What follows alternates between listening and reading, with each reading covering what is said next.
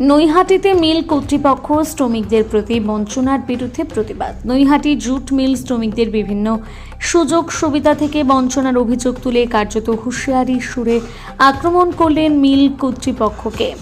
এদিন নৈহাটি জুট মিলের গেটের সামনে এক বিক্ষোভ সভা অনুষ্ঠিত হয়। এই বিক্ষোভ সমাবেশ অনুষ্ঠানে উপস্থিত ছিলেন প্রাক্তন সাংসদ অর্জুন সিং, মনোজ ব্যানার্জি, শ্রমিক নেতা ধীরাজ ঝা, সন্তোষ রায় সহ অন্যান্য বিজেপি নেতৃত্ব। এদিন প্রাক্তন সাংসদ অর্জুন সিং বলেন, মিল কর্তৃপক্ষ শ্রমিকদের পিএফ, ইএসআই, গ্র্যাচুইটি ঠিকমতো দিচ্ছে না। পাশাপাশি হুকুমচাঁদ জুট মিলে একাধিক শ্রমিকের কর্মরত অবস্থায় মৃত্যু হলেও মৃত সব শ্রমিককে আর্থিক সাহায্য করা হচ্ছে না বলে অভিযোগ করেন। शक्तिशाली यूनियन है पूरे भारतवर्ष में।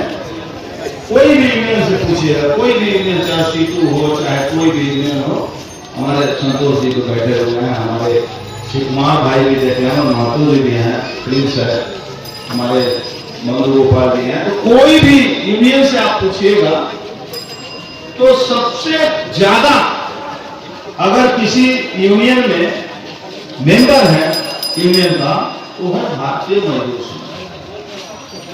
लेकिन पश्चिम बंगाल में जब से ये शासन आया तृणमूल कांग्रेस का, तो ट्रेड यूनियन का फंक्शन कुछ रह नहीं गया। ट्रेड यूनियन करने का मतलब हो गया कि मैनेजमेंट की दलाली करो, मैनेजमेंट जो कहता है उसको हाँ में हाँ मिलाओ। और सरकार एक ऐसा बैठा हुआ है जो सरकारी दफ्तर में बैठकर, जो यहाँ का लेबर मिनिस्टर है मलय है, लेबर मिनिस्टर इतना कम पैसा में मैनेज होता है। सीपीएम के जमाने में हम बहुत लेबर मिनिस्टर देते हैं, लेकिन इतना कम पैसा में मिल वाला खरीदता है उसको 10,000 15,000 रुपए दे दीजिएगा तो मैनेजमेंट बोलने से मीटिंग बुलाएगा। अगर मजदूर कोई जाके वहां अपना अभियोग लगाएगा कि हमारे मिल में ये परेशानी है, चाहे यूनियन वाले कोई यदि अभियोग लगाएंगे कि हमारा ये परेशानी है, आपको मीटिंग नहीं बैठे।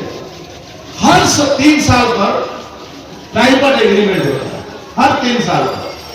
लेकिन पश्चिम बंगाल एक ऐसा राज्य है कि जहां ट्राइबल एग्रीमेंट के बाद, ऐसे तो जूट मिलों में नाम के ट्राइबल 3 साल की जगह 4 साल 5 साल में एग्रीमेंट किया गया है।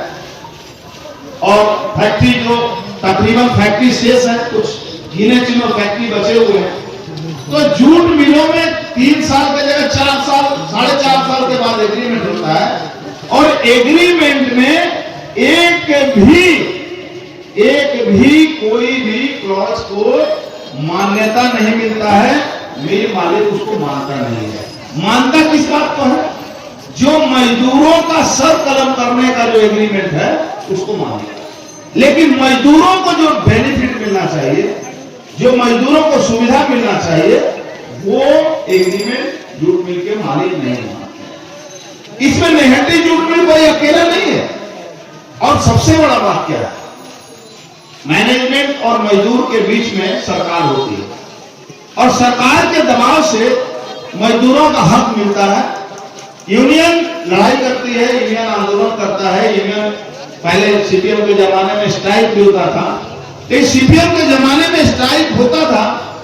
स्ट्राइक करते करते सीपीएम का एक नारा था कि हम मजदूर भाई भाई लड़के लेंगे, पाई 20% बोनस देना होगा। मैं आपको पता है कि मैं भी जूट मिल में नौकरी किया हूं।